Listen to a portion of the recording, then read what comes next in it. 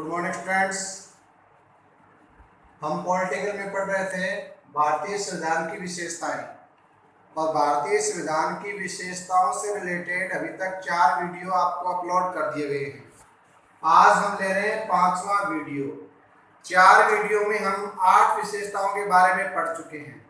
सबसे पहली पढ़ी थी विश्व का सबसे विस्तृत और लिखित संविधान, दूसरी थी संसदीय प्रणाली, तीसरी थी नागरिकों के मौलिक अधिकार, चौथी थी राज्य के नीति निर्देशक तत्व, पांचवी विशेषता थी नागरिकों के मौलिक कर्तव्य, छठी विशेषता थी न्यायपालिका की स्वतंत्रता, सातवीं विशेषता थी कि संसदीय संप्रभुता और न्यायिकता की सर्वोच्चता में समन्वय, आठवीं विशेषता थी लचीला और कठोर संविधान। आज 9वीं विशेषता है आपातकालीन शक्तियां।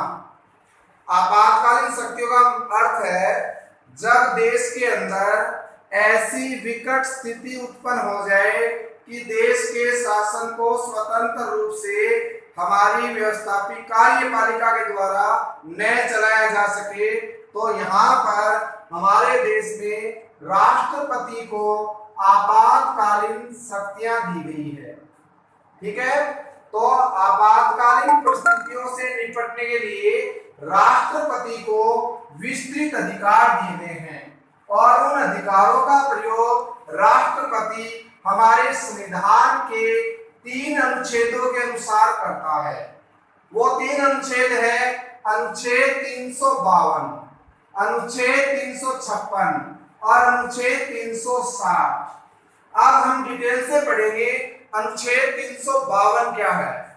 अनुच्छेद 352 में क्या होता है, जब देश के अंदर हमारी सीमाओं के अंदर ऐसी स्थिति उत्पन्न हो जाए जिसे हम कहते हैं आंतरिक विद्रोह है, आंतरिक सशस्त्र विद्रोह हो जाए, जिसे हम कहते हैं आंतरिक अशांति हो जाए, या कोई पड़ोसी देश या अन्य कोई बाह्य शक्ति भारत पर आक्रमण कर देती है, तो फिर हमारे देश की शासन व्यवस्था राष्ट्रपति देश में इमरजेंसी लागू करके अपने हाथ में ले सकता है, और पूरे देश में राष्ट्रपति के निर्देशानुसार फिर हमारी सेना है वो शासन को संभालती है। तो अभी तक 352 का उपयोग है ना, वो 3 बार हो चुका।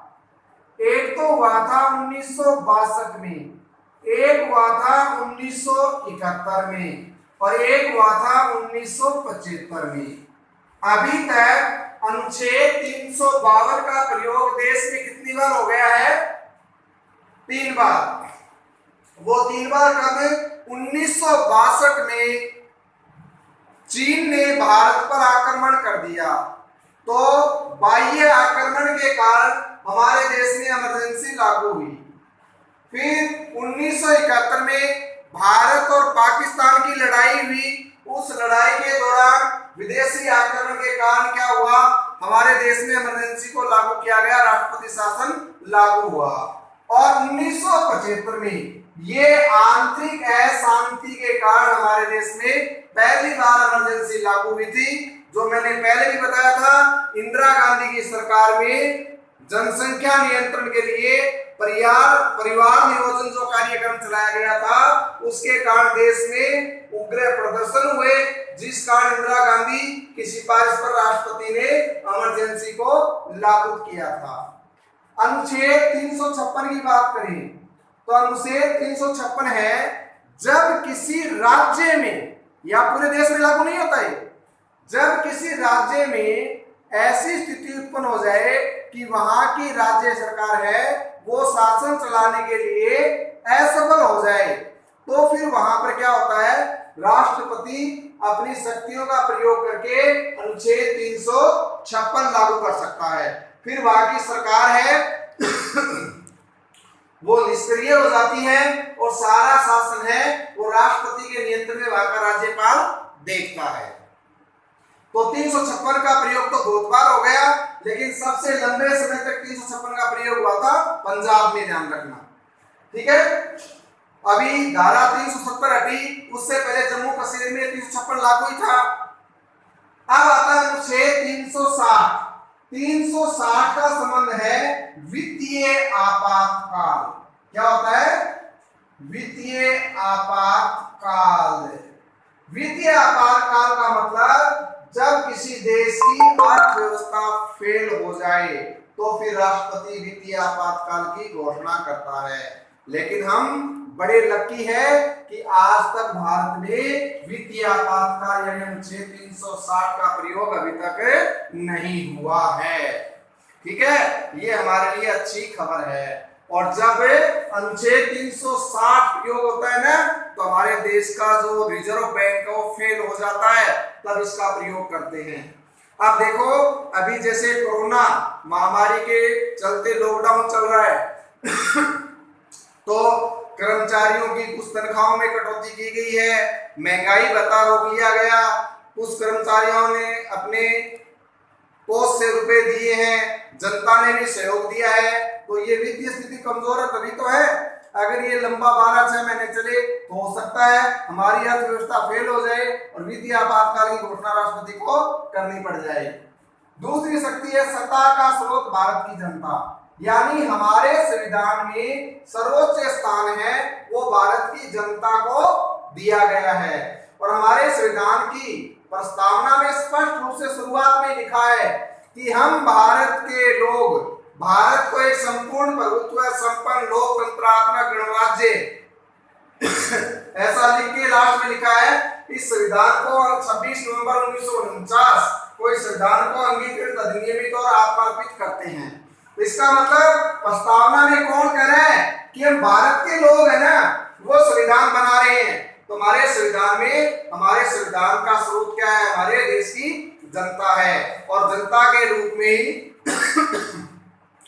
जनता के द्वारा ही चुने गए प्रतिनिधियों का शासन हमारे देश में है। प्रधानमंत्री है वो जनता के द्वारा प्रत्यक्ष रूप से निर्वाचित लोगों में से जो बनाते हैं। राष्ट्रपति है वो भी है प्रत्यक्ष रूप से जनता के द्वारा निर्वाचित होता है।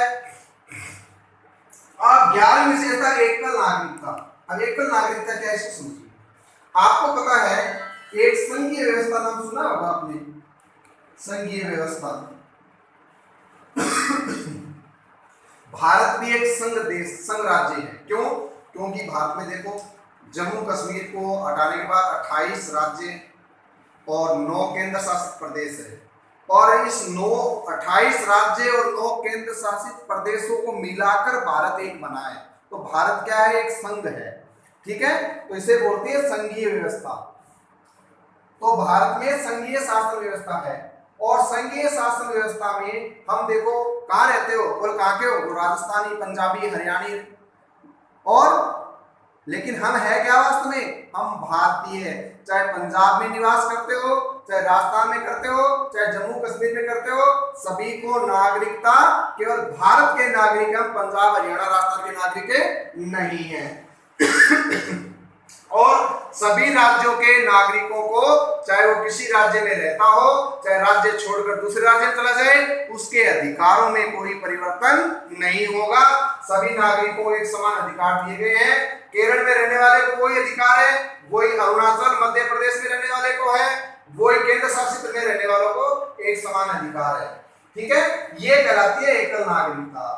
और विश्व में जो संघीय संविधान को अपनाए हुए ना, उन देशों में प्राय 2 ही नागरिकता होती है। लेकिन भारत ने कौन सी नागरिकता को अपनाया? हमारे संविधान में 11 नागरिकता का। हम चाहे राजस्थानी हो, चाहे हरियाणी हो, चाहे पंजाबी हो, चाहे गुजराती हो, चाहे तमिल हो, लेकिन हम सबसे पहले क्या है? भारतीय है। तो हमारी नागरिकता क्या होगी? भारतीय। और अपना आधार कार्ड है वो एकल नागरिकता का ही प्रूफ है। वो सबसे बड़ा एकल नागरिकता का प्रूफ हमारे पास है। ठीक है, अब कुछ विशेषता और बची है, उनको नेक्स्ट वीडियो में पढ़ेंगे।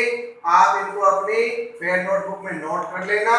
और वीडियो देखने के बाद इसको आप सब्सक्राइब करना और इसको लाइक करना मत भूला करो। अगर सब्सक्राइब आपने कर दिया है तो आपके और फ्रेंड्स हैं उनको शेयर करो, उनको भी इसका फायदा मिले, और सब्सक्राइब उनसे भी करवा दिया करो। धन्यवाद।